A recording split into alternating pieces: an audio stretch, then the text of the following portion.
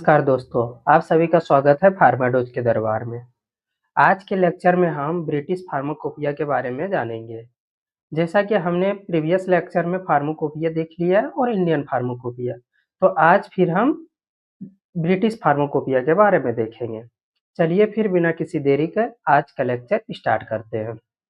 British pharmacopoeia में हम सबसे पहले देखेंगे कि ब्रिटिश फार्माकोपिया होता क्या है। British pharmacopoeia is a legally recognised book that provides official standards for medicinal substances, dosage forms, and pharmaceutical preparation used in the UK and many other countries। ठीक है। फार्माकोपिया ब्रिटिश फार्माकोपिया है क्या? British pharmacopoeia है एक legally recognised book है जिसमें इसमें क्या प्रोवाइड किया जाता है। इसमें प्रोवाइड किया जाता है मेडिसिनल सबस्टांसेस के बारे में, डोजेज फॉर्म के बारे में, फार्मास्यूटिकल प्रिपरेशन के बारे में। ये मेनली यूज होता है कहाँ पे? यूके में, और इसे अदर कंट्री में भी यूज करते हैं। अब इसी में देखेंगे कंसिस्ट ऑफ 2 सेक्शंस। इसके 2 सेक्शन कंसिस्ट होते हैं, जिसमें फर्स्ट पार्ट में है मैट्रिया मेडिका और सेकेंड पार्ट में है प्रिपरेशन ऑफ कंपाउंड्स। ठीक है। फिर इसके ऑथोरिटी बारे में, ऑथोरिटी इसका पब्लिश्ड बाय पब्लिश कहाँ से कौन करता है? British pharmacopoeia commission. ठीक है। फिर ऑपरेट्स कहाँ से होता है? Medicine and health care products regulatory agency, MHRA। इसका फुल फॉर्म बहुत ही इंपॉर्टेंट है। ठीक है। इसका है क्या? MHRA का फुल फॉर्म क्या होता है? Medicine and health care products regulatory agency. ठीक है। इसी में आगे देखेंगे titles of drugs and preparations wherein English. Titles of drugs and preparation कैसे क्या किस चीज में होते हैं? इंग्लिश में होते हैं, instead of Latin and matric system. Latin और मैट्रिक सिस्टम के बजाय इसमें इंग्लिश में होता है टाइटल। ठीक है। और इसका इट हैज बीन पब्लिश्ड, जो कि ये पब्लिश्ड होता है, एनुअली पब्लिश्ड होता है। ठीक है। इसी में हम देखेंगे कुछ इसके एडिशंस के बारे में। तो जैसे कि फर्स्ट एडिशन कब आया था? फर्स्ट एडिशन आया था 1864 में। ठीक है। मोस्ट इंपॉर्टेंट है। ब्रिटिश फार्माकोपिया का फर्स्ट एडिशन कब आया था? 1864 में। फिर second edition 1867, third edition 1885 and fourth edition 1898 and fifth edition 1914। Six number पे देखेंगे एट एडिशन। ये बहुत ही इंपॉर्टेंट है, जो कि आया था 1953 में। 1953 में आया था एट एडिशन। ये भी बहुत ही इंपॉर्टेंट है। ठीक है। चलिए ठीक है, फिर यहाँ तक आ गया समझ में, फिर आगे बढ़ते हैं। फिर इसी में देखेंगे British pharmacopoeia. British pharmacopoeia 2007 to 2009, यानी कि 2007 से 2008 के बीच में क्या हुआ था? तो monograph added for traditional Chinese medicine. जैसे कि मोनोग्राफ ऐड किए गए थे किसके, मतलब किसके लिए? जैसे ट्रेडिशनल चाइनीज मेडिसिन, जो ट्रेडिशनल चाइनीज मेडिसिन थे उसको ऐड किया गया था मोनोग्राफ में। ठीक है। टर्म्स अपडेट, कुछ टर्म अपडेट हुए थे, जैसे कि स्लो को प्रोलॉन्ग्ड रिलीज में जैसे कि स्लो रिलीज ड्रग्स होते हैं उसको रिप्लेस कर दिया गया था प्रोलॉन्ग्ड रिलीज से। ठीक है। जैसे कि आप स्लो नहीं लिखाते, प्रोलॉन्ग्ड हो जाता है। फिर उसी को एक गैस्ट्रो, ये सॉरी गैस्ट्रो नहीं है, गैस्ट्रो रेजिस्टेंट इंटेरिक कोटेड, यानी कि गैस्ट्रो रेजिस्टेंट को, जो गैस्ट्रो रेजिस्टेंट वर्ड थे, इसको रिप्लेस कर दिया गया था। किससे करा गया था?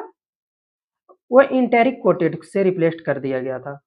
फिर इसी में देखेंगे ब्रिटिश फार्माकोपिया 2008, यानी कि 2008 में क्या कंटेंट था कि ब्रिटिश फार्माकोपिया के 2008 में कंटेंट थे मोर देन या अप्रोक्सीमेटली 3100 मोनोग्राफ्स, यानी 3100 मोनोग्राफ्स कंटेंट थे। फिर इसमें कवर किया गया था सबस्टांसेस को, प्रिपरेशंस को and articles used in practice. जो प्रैक्टिस में आर्टिकल्स यूज होते हैं उनको इसमें कंटेन किया गया था। और ये इफेक्टिव कब से हुआ था? ये 1 जनवरी 2008, यानी 1 जनवरी 2008 को से ये इफेक्टिव हुआ था। इसी में देखेंगे volume of BP. British pharmacopoeia 2007 to 2009, 2007 से 2009 के बीच में कुल कितने वॉल्यूम थे? टोटल 6 वॉल्यूम थे, ठीक है। इसमें फर्स्ट एंड सेकंड वॉल्यूम में क्या कंटेंट था? Medicinal substances. First and second में था मेडिसिनल सब्सटेंसेस, थर्ड में था formulations, blood products, immunological products, radio pharmaceuticals, surgical materials and homeopathic preparation, ठीक है। हमने फर्स्ट सेकंड और थर्ड के बारे में डिस्कस कर लिया है। अब हम देखेंगे फोर्थ के बारे में। फोर्थ में क्या था content? Supplementary chapters, IR spectra, and fifth में था वेटरनरी प्रोडक्ट्स, ठीक है। एंड सिक्स्थ में था CD ROM version. CD ROM version होता है, एक तरह से कह सकते हैं कि सीडी आरओएम वर्जन होता है, एक डिजिटल बुक होता है। उसमें आपके जैसे कि सारे चीज कंटेंट होते हैं। एक मेमोरी बेस्ड होता है जो कि कंप्यूटर में ही ओपेंड होता है, और इसमें एक जरूरी बात है कि इसको आप ना ही चेंज कर सकते हैं ना एडिट कर सकते हैं। उसी को हम कहते हैं, एक डिजिटल बुक है एक तरह से, उसी को हम कहते हैं सीडी आरओएम वर्जन, ठीक है। इसी इसी में देखेंगे ब्रिटिश फार्माकोपिया 2010। हमने 8-9 के बारे में देख लिया, 7-8-9 के बारे में देख लिया। अब हम देखेंगे 2010 के बारे में, ठीक है। ब्रिटिश फार्माकोपिया 2010, इसको published by stationery office, published by the stationery office on behalf of medicine and health care products regulatory agency. आपको ये मैंने बताया था ना कि बहुत ही इंपॉर्टेंट है, पॉइंट है। मतलब पब्लिश्ड बाय स्टेशनरी बॉडी, किसके बिहाफ पे किया गया था? एमएचआरए। एमएचआरए क्या होता है? Medicine and health care products regulatory agency, ठीक है। फिर आगे बढ़ते हैं। Official standards for UK medicinal products. Official standard किसके किसके लिए थे? यूके मेडिसिनल प्रोडक्ट्स के लिए एंड फार्मास्यूटिकल सब्सटेंसेस, ठीक है। पब्लिश्ड, ये भी एनुअली होता है, और लीगली इफेक्टिव फ्रॉम 1 जनवरी 2010, यानी कि 1 जनवरी 2010 से इफेक्टिव था। Provides standards being 1864। 1864 को ये मतलब उसका स्टैंडर्ड को ये फॉलो कर रहा है, जैसे कि फर्स्ट एडिशन 1864 में आया तभी से, ठीक है। इसी में इंपॉर्टेंस पॉइंट्स देखते हैं। Importance in approximately 100 countries world wide. सोच सकते हैं ना कि सबसे ज्यादा अगर कोई वर्ल्ड वाइड में कोई भी फार्माकोपिया का यूज होता है तो वो होता है ब्रिटिश फार्माकोपिया, ठीक है। Reference for research and development, reference for research and development, manufacturing, testing of medicine. किसके रेफरेंस के लिए ये यूज करते हैं? जैसे किस किस काम के लिए ब्रिटिश फार्माकोपिया का यूज करते हैं? रिसर्च एंड डेवलपमेंट में यूज होता है, मैन्युफैक्चरिंग में होता है, और टेस्टिंग ऑफ मेडिसिन में होता है। फिर देखेंगे इसी में कंपोजिशन ऑफ ब्रिटिश फार्माकोपिया 2010, ठीक है, 2010 का देखेंगे। इसमें फीचर्स हैं, इधर इधर डिटेल्स हैं। इसमें मोनोग्राफ कितने थे? 40। इसमें फॉर्मुलेटेड प्रिपरेशंस थे। इंक्लूड्स वेटरनरी मेडिसिन को इंक्लूड किए गए थे। Extra standards for unlicensed formulations, मतलब स्टैंडर्ड फॉर अनलाइसेंस्ड फॉर्मुलेशंस हुए थे। इसी में देखेंगे हर्बल सपोर्ट।